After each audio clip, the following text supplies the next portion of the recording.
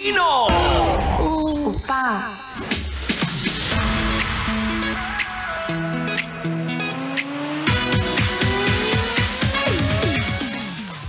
At sa panahong uso ang hiwalayan, uso ang lokohan, jowa nila'y kaliwaan, huwag kang mag-alala, ligtas ka. Di ba nga, wala kang jowa. Huy! Wow, kapal, kabadong maloko, kabadong may kabit. Wala kang karelasyon.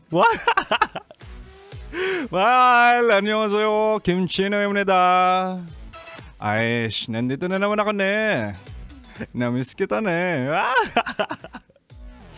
Naririnig mo na naman ang opa mo sa radyo na kapag natikman mo, hahanap-hanapin mo.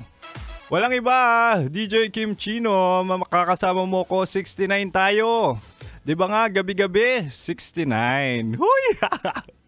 Ibig sabihin nun, 6 to 9 p.m. 6 to 9 p.m. gabi-gabi, ako ang iyong malalasap. Huy!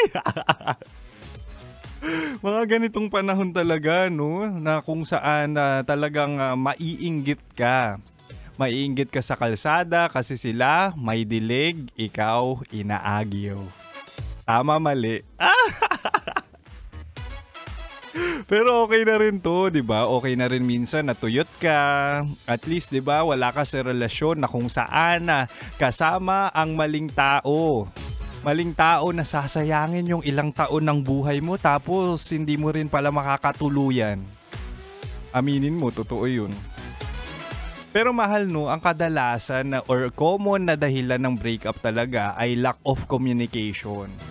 Talagang magkakalabuan kapag hindi kayo open sa isa't isa at pag malabo na, lumalamig na rin. Sa relasyon, para tumibay at tumagal, communication is key. Kaya tonight, sa ating Chinitox, usapang pag-ibig mula sa chinito ng buhay mo, dapat patibayin natin ang relasyon nyo. Share ko sa iyo ang 3 importansya ng komunikasyon sa relasyon.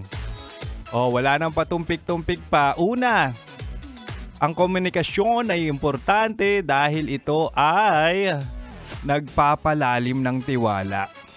'Di ba nga kapag may communication or nag-uusap kayo, nakakapag-express ang isa't isa ng saloobin.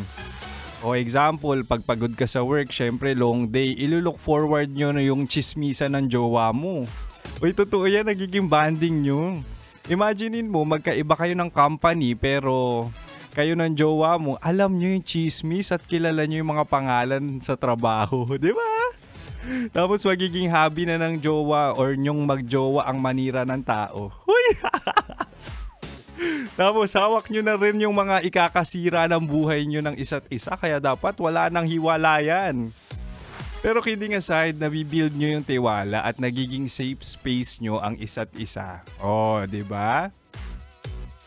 At syempre, sa aking pagbabalik, yung pangalawang importansya naman ng komunikasyon sa relasyon, para naman tumagal ang relasyon mo at para umabot naman ng taon, 'di ba? Hindi ka nakaka-experience ng anniversary. Pero batiin muna natin ang poging driver namin kanina ni Sir Romulus Otencio na may plakang NKA 9877. Shoutout sa iyo manong driver, ingat ka. At mahal, huwag mong ililipat ang radyo, seloso ako ha. Sa akin ka lang. Huy! Dito ka lang sa 90.7 Love Radio. Kailangan pa bang i-memorize yan? Basic. Para sa ito mahala, para hindi ka mainggit sa kalsadang may dilig. Here's After Image, Tag-Ulan.